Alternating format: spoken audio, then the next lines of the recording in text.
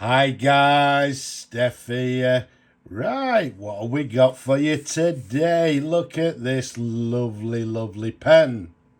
What we have for you is a pen that some of you would have seen in my last video. Now, this pen is, well, it's a dual fountain pen. Now, when I actually showed it to you on the the pen haul video, I basically sort of asked you a question. Can you see, why this pen is a little bit unusual?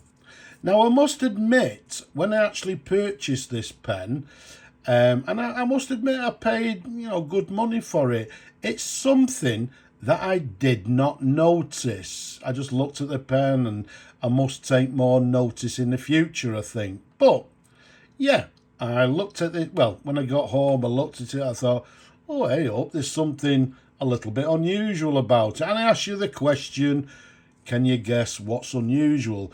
And I had a lot of replies. It was basically down to, well, the filling system. Does it have one? How do we fill it, etc.? I had people sort of saying, oh, does it have some kind of exotic filling system? Someone sort of suggested, does it have an aerometric type filler? Another one was, someone mentioned, does it have some kind of bulb filler inside the barrel? Well, them particular answers were wrong. However, one gentleman or one reply said, is it an eyedropper fountain pen? And the answer is, yes, it is. But we'll show you that in a moment. But what we've got for you, as I say, is the Dual Pen Company. It's got a nice barrel imprint somewhere there. But let's take a closer look at the barrel imprint for you. So here's a close-up of the barrel imprint. And, well, I'm hoping you can see to the left it says dual. Then to the right it has registered in brackets. And then underneath we've got Dual Pen Company London. And then to the very bottom, number 456. Okay, so we've got a lovely clear barrel imprint. Okay, so that was a barrel imprint, nice and clear. In fact, one thing I didn't show you, it's also somewhere to the bottom here, I think there it is. It's also got made, there it is, made in England to the bottom of the barrel there. Now, the size of this pen capped is 126 millimeters capped. Around the barrel, it's a nice 11 millimeters in diameter. And who are the Dual Pen Company? Well, very briefly, the Dual Pen Company, I believe, were actually one of the longest established pen manufacturers in England, and one of the earliest as well, I believe, from around about 1884 all the way through to, I believe, early 1950s. They made some beautiful pens. A lot of the early 1900 pens were made in black hard rubber. They made some nice, what looked to be sort of safety pens, etc. So they did make a lot of very nice pens. Now, although I say they made them, again, in that particular period in the history of pens, there was a lot, well, there was not a lot, but there was a few manufacturers that were making pens or professing to make pens, although a lot of them would buy sort of the parts, the pens from other manufacturers and maybe just stamp their name onto the barrels. So the Dual Pen Company, like others, they could have actually bought in the parts and just assembled them and said, yep, made in England by the Jewel Pen Company.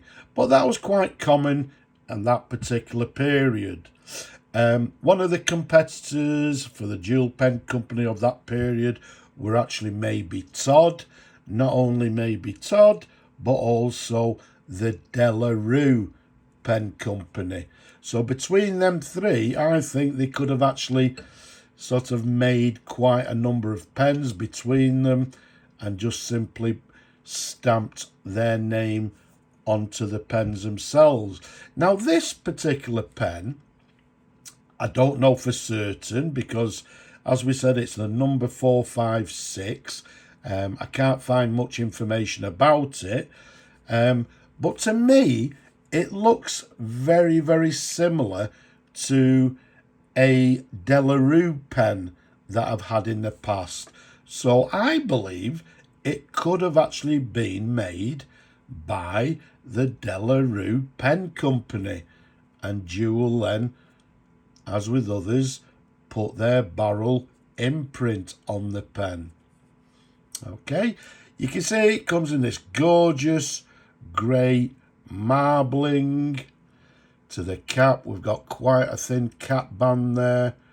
You can see the clip is quite an unassuming sort of tapered down clip with the word Jewel written on the clip. And to the very top, we've got this slightly peaked sort of cap stud to the very top of the cap in gorgeous, gorgeous condition.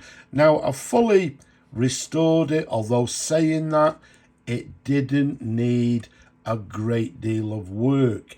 It was already just a little bit tired, but already in gorgeous, gorgeous condition. Okay, so let's show you the pen. Numerous different angles. You'll see again the cap inside, lovely and clean. You can see there's a little bit of transparency in the cap as well. Sort of everything in the cap is lovely and clean. It's spotless in there, and to be quite honest with you, as we'll show in a moment, inside the barrel as well is absolutely spotless. But there's the section, quite a normal section for the period, just flares out slightly towards the nib, and there's the nib. It's got a lovely size nib, this Jewel 14 karat gold nib. Okay, let's show it to you a little bit closer. And here's a nice close-up of this nib. As you can see, the imprint reads Jewel 14 karat super. Okay, so it's got the correct Jewel nib there, as you can see. There's a sideways view. As always, we've got the feed underneath, which is a typical sort of ladder feed of that period. And as you can see, everything has been cleaned and it's in lovely, lovely condition. Okay, so that's the lovely nib. And as you've just seen, the lovely clean feed inside the pen as well. It's a lovely size pen. As I say many times, I've got large hands, but it's quite a nice comfortable pen to hold. Now, let's get to the nitty gritty. As we said earlier, we can see no lever. We can see no blind cap to the end of the pen there. And what I found out is, yeah, it's an eyedropper filler. And what we mean by that, says he, there we go. We just simply unscrew the section like so. We get an eyedropper, we fill it with ink, and we fill the barrel itself with ink. One of the other interesting things with this particular pen, if you look at the thickness of the material, it's a lovely thickness. Look at that. A lot of pens are quite thin, but maybe again because it's an eyedropper, that's the reason we've got the thickness in the material. So there's the section. You can see it's got a thread, and another clue, there's no sack nipple to the end there. Okay, I've applied just a little bit of grease to the threads to make it a bit easier, but again, inside the barrel there, it's lovely, well, it's spotless. There's no sort of remnants of ink, but I still gave it a clean. I can't see what I'm doing over the camera. So let's screw the section back on. So once again, you would have undone the section, fill the barrel with ink, your favourite ink, and away you would go to write. Now, because this pen has been reserved, it's nice and clean inside, so I'm not going to fill it with any kind of ink.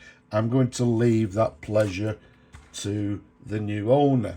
But what we'll do, let's just see how the pen writes. So what we'll do, let's do a dip test. So what we've got is Jewel Pen Company of London, and this pen is actually the number 456, which, to be honest, I can find no information on. And the date of the pen, I do not know, but I'm saying maybe 1930s, 1940s. And as we said, it's an eyedropper pen. Does it have any flecks?